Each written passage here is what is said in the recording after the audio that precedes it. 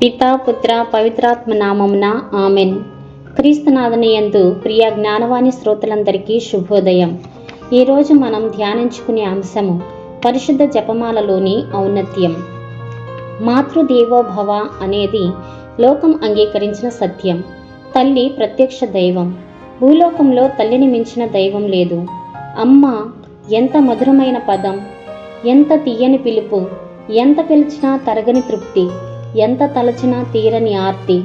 అమ్మ ప్రేమ ఎంత చవిచూచినా తరగని మాధుర్యం. ఏ త్రాసులో కొలవలేనిది, ఏ కొలబద్దతో కొలవలేనిది, ఏ కాసుతో కొనలేనిది. అమ్మ ప్రేమ ఏ మాటలలో వర్ణించలేనిది, ఏ వర్ణనలో బంధించలేనిది, ఏ నిర్వచనాలలో ఇమర్చలేనిది. అమ్మ ప్రేమ తన గర్భాన్నే రక్షణ కవచంగా మలచి, తన ఉదరాన్నే పానుపుగా పరచి, తన జీవాన్నే పిండంగా, తన రక్తాన్నే ఆహారంగా మార్చి, తన ప్రాణాన్నే ఫలంగా పెట్టి, నవమాసాలు మోసి ఒక నూతన సృష్టికి నాంది పలికే అపర సృష్టికర్త అమ్మ. మరియమ్మ అమ్మ, అమ్మలగన్న అమ్మ. ఒక మామూలు అమ్మే ఇంతటి అమూల్యం అయితే, ఒక సాధారణ తల్లే ఇంత ప్రధానమైన పాత్రను పోషిస్తుంటే, మరి స్వయాన ఆ దైవకుమారుని తల్లి ఇంకెంత అమూల్యం. ప్రాణం. ఏ కొడుకైనా తన తల్లిని నిందిస్తూ, అవమానిస్తూ, నిర్లక్ష్యం చేస్తూ ఉంటే సంతోషించగలడా? మంచి మనసున్న ఏ పుత్రుడు కోరుకొనరు. తమ తల్లి తిరస్కరింపబడటాన్ని హృదయం ఉన్న ఏ బిడ్డ భరించడు. మరి అటువంటిది ఆ దేవాది దేవుడు ఎలా తట్టుకోగలడు? క్రీస్తు నేర్పిన పరలోక ప్రార్థన తరువాత అతి ప్రాముఖ్యమైన, ప్రాచీనమైన, పవిత్రమైన, శక్తివంతమైన, వరానుగ్రహమైన, దీవెనకరమైన, 100% పరిశుద్ధ గ్రంథ ఆధారమైన ప్రార్థన ఈ పరిశుద్ధ జపమాల ప్రార్థన. ఈ ప్రార్థన ఎందుకు శక్తివంతమైన మరియు వరానుగ్రహమైన ప్రార్థన అంటే కారణాలు 3 ఉన్నాయి. అవి: మొదటిది, స్వయాన తండ్రి దేవుడు మరియతల్లి దగ్గరకు పంపిన గాబ్రియేలు దేవదూత మరియు పరిశుద్ధాత్మతో పరిపూర్ణురాలైన ఎలిజబెత్తమ్మ మాటల కలయికల వలన ఏర్పడిన ప్రార్థన. రెండవది, క్రీస్తు ప్రభు ప్రేమతో తన తల్లి గురించి పలికే మాటలను ఆలకిస్తారు మరియు తన తల్లిని గౌరవించే వారిని ఆదుకుంటారు. మూడవది, మరియ తల్లి ఫాతిమాపురంలో తమ బిడ్డలకు మమతానురాగములతో అందించి ఇచ్చిన ప్రార్థన ఈ జపమాల. వాస్తవంగా చెప్పాలి అంటే ఈ 20 దైవ రహస్యములు గల జపమాల సాక్షాత్తు క్రీస్తు ప్రభు జీవిత సందేశ శుభమాల. దేవదూత తండ్రి దేవుని మాటల ద్వారా బోధింపబడిన మాల. ఎలిజబెత్తమ్మ పరిశుద్ధ ఆత్మతో పరిపూర్ణరాలై అల్లిన మాల.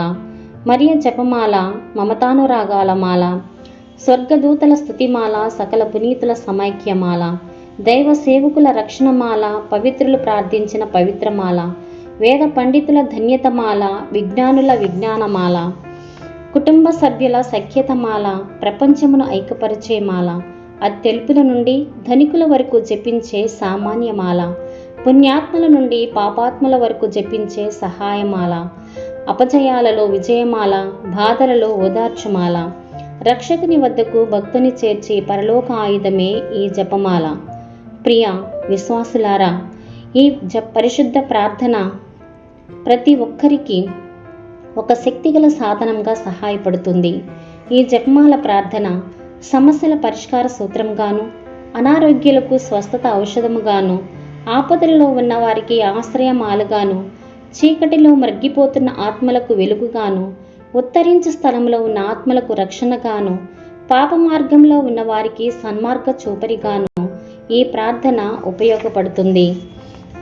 మరి ఇంతటి అద్భుత శక్తి గల ప్రార్థన ఈ జపమాల కాబట్టే త్రిత్వైక దేవుడు ఆమోదించిన ప్రార్థనగా, క్రీస్తు ప్రభు అమితంగా మెచ్చినటువంటి ప్రార్థనగా, పవిత్రాత్మ దేవుడు అపారమైన ప్రేమతో ఆలకించే ప్రార్థనగా, నరకాగ్ని నుండి ఆత్మలను విడిపించి విమోచించే రక్షణ ప్రార్థనగా, దేవదూతలు మరియు పవిత్రులు ఆనందంతో పాడే స్తుతి ప్రార్థనగా, ప్రపంచ సంతోష పంచరత్నాల ఔషధ గుళికల శాంతి మంత్ర ప్రార్థనగా ఈ జపమాల ప్రార్థనను అభివర్ణించారు మన పునీతులు మరియు వేద పండితులు.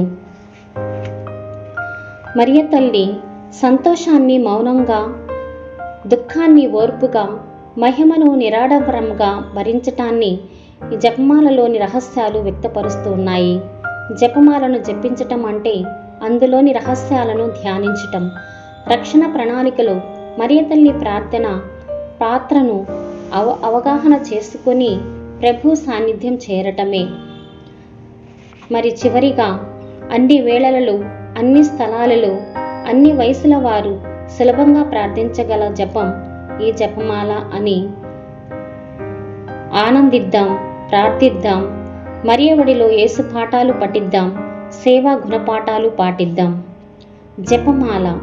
జ అంటే జయానికి గుర్తు, పా అంటే పవిత్రతకు తొలిమెట్టు, మా అంటే మాత మహిమతో, లా అంటే లక్ష్మణకు చేర్చే జపం. కాబట్టి ప్రతిరోజు అనునిత్యం జపమాలను జపించుదాం. కలిసి ప్రార్థించే కుటుంబము ఎప్పుడూ కలిసి ఉంటుంది.